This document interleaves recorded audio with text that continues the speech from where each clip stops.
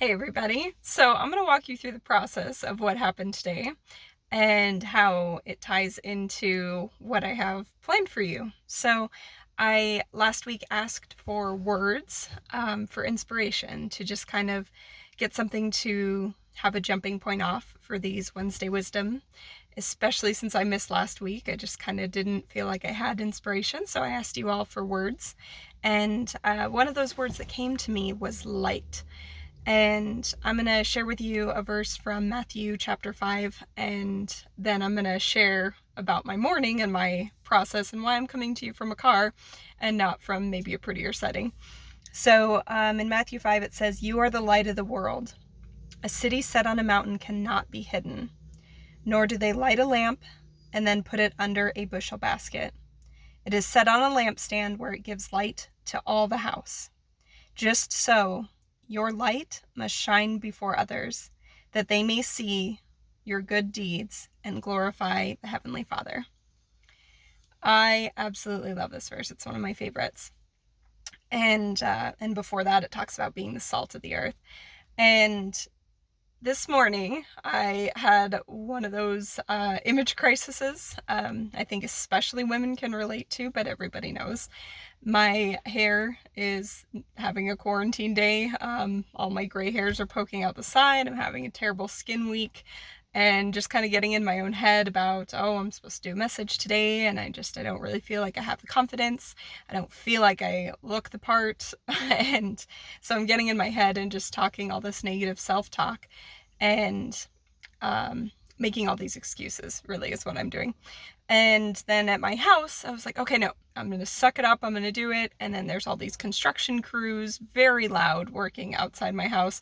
Every room I go into, you can hear the equipment in the background as I'm trying to come to you with this message.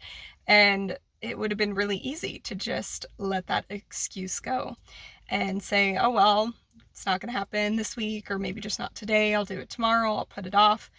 And this is something I'm called by God to do. So God has asked me to share words. So sometimes it's in written form, sometimes it's through a letter, sometimes it's through speaking.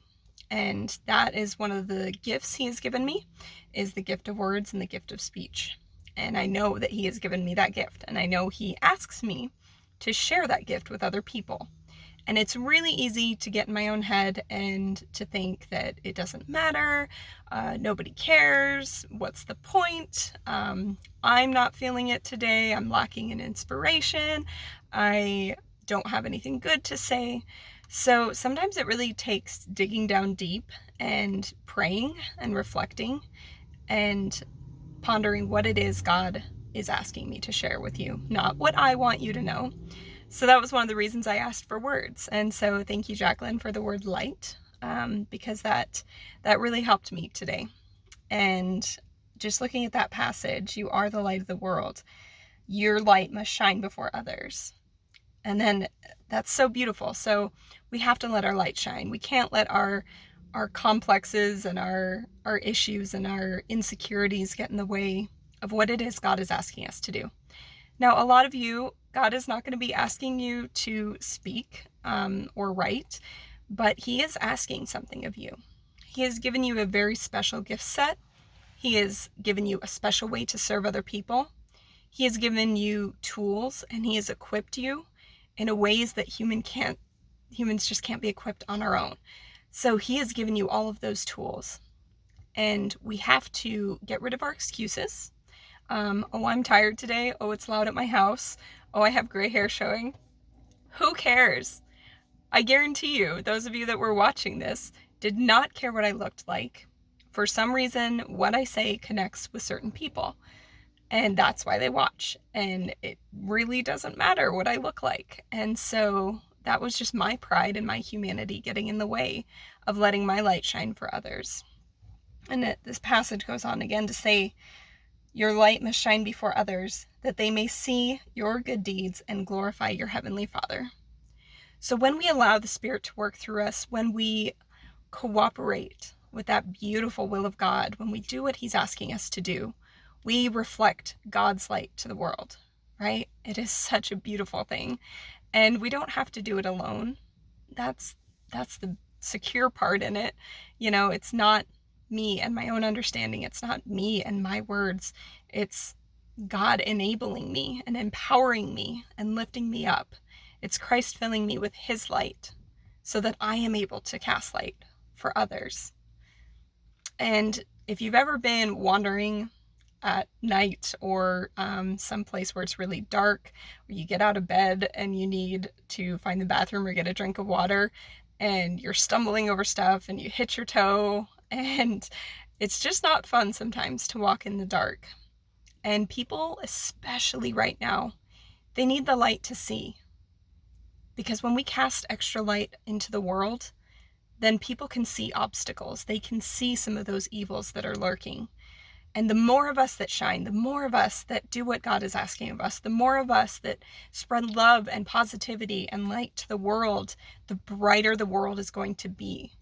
The harder it's going to be for evil to hide. The harder it will be for hate to thrive.